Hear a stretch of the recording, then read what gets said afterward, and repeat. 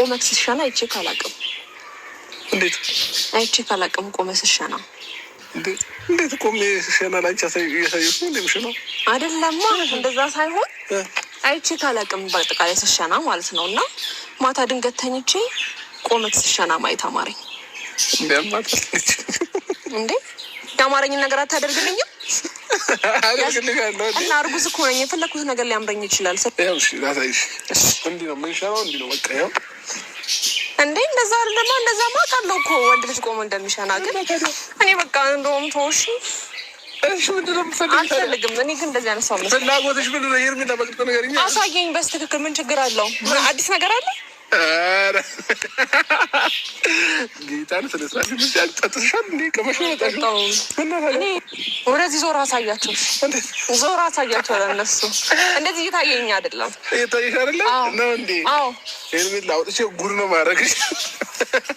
ለምን ጉድ የምታረገኝ? አገር ነው ማሳይልሽ ነው እንዴ? አዎ ነው። አይ ጌታ ዝክር እሺ በቃ እሺ። ሰላም ውድ ቤተሰቦች እንዴት ናችሁ? ደህና ናችሁ ወይ? እኔ እችን ቪዲዮ አላየኋትም ነበር ማለት ነው። ትናንትና በነገራችን ላይ ብዙ እንትን አላልኩም ነበር፣ አላየሁም።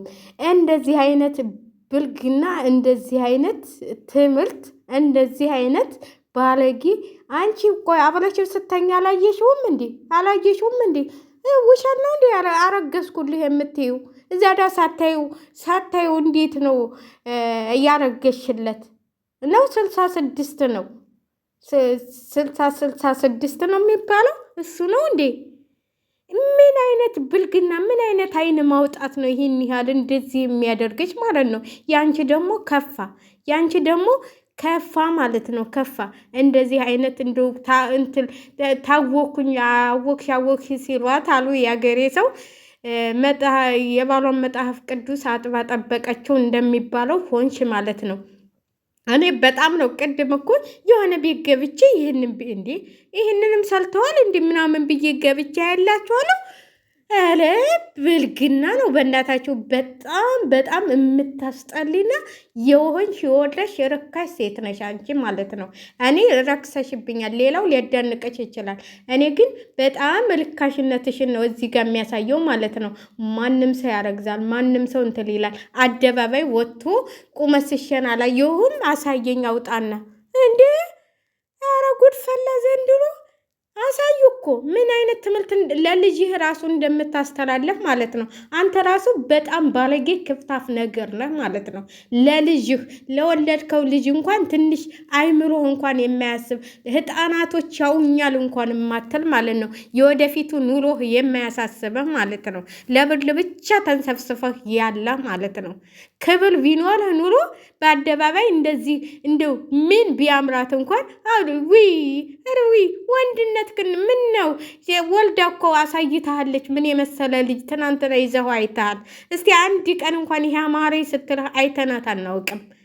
ምን ነው አበዛሽው? ምን ነው የሆነ እንትን በሉኝ የሆነ እወቁልኝ እኔም እንደዚህ ነኝ ማለትሽን ለሴቶች ምን አይነት ትምህርት ነው የምታስተምሪው? ለእናቶች ምን አይነት ትምህርት ነው? እንዳንቺ አይነት እናት ለልጇ ምን አይነት ትምህርት ነው የምታስተምረው? እናቴ ምን አማለች? ያማረሽም ባለሽን ጠይቀው አለችኝ። ምን ያንቺ እናት ደግሞ ምን አይነት ትምህርት ነው የምታስተምረሽ? እናትሽም ያንቺው ቢጤ ነቻ። የሰው እናት አታሰድቡን።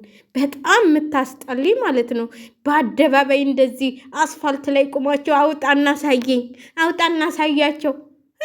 ኧረ ጉድ ፈላ ዘንድሮ። ወንድ ልጅ እኮ ነው። አንቺም እኮ ከፍቼ ላሳይህ ማለትሽ። ለነገሩ እያሳየሽ አይደል እንዴ? ምን እያሳየሽ እኮ ነው። ያንቺ እንትላል ያንቺ እየታየ ስለሆነ ኢየሱስም እንዲታይልሽ ነው የፈለግሽው። በስመ አብ ወወልድ ወመንፈስ ቅዱስ። የሌለ ነገር ነው በዚህ ሚዲያ ላይ የሚሰራ ነገር፣ የሌለ ነገር። እውነትም ወደ ሀገራችን የሆነ ነገር የሆነ ሰይጣን እየገባብን ነው። እግዚአብሔርን እውነቴን ነው የምላችሁ። ይኸው እንግዲህ የዚህ ውጤት እኮ ነው አባቶቻችን በገዳም የሚያልቁት። የኛ ውጤት እኮ ነው፣ የኛ ብልግና እኮ ነው። የዚህ ውጤት ነው እግዚአብሔርም እያየ አልምረን ያለው ማለት ነው። ያህንም ፈተና በአባቶች የደረሰውን ፈተና እያሳይሽ ላንቺ እንደዚህ አይነት ብልግና በአደባባይ በህዝብ ፊት አሳየኝ፣ እንደዚህ አድርግ፣ እንደዚህ እዚ ደግሞ መችለው ተሆነ አረግልሻለሁ።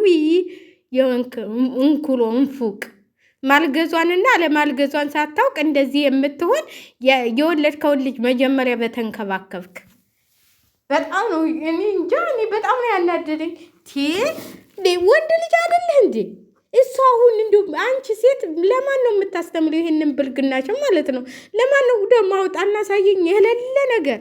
ያንቺ ደግሞ ከፋ እናቴ።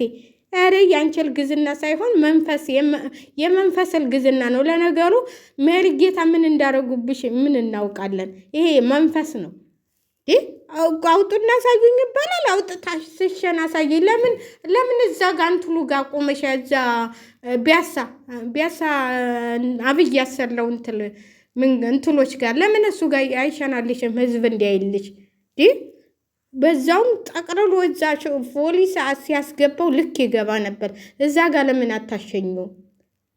ጉድ ፈላ ዘንድሮ ደግሞ የማይመጣብን ጉድ የለም። ይሄ ሚዲያ የማያመጣብን ጉድ የለም።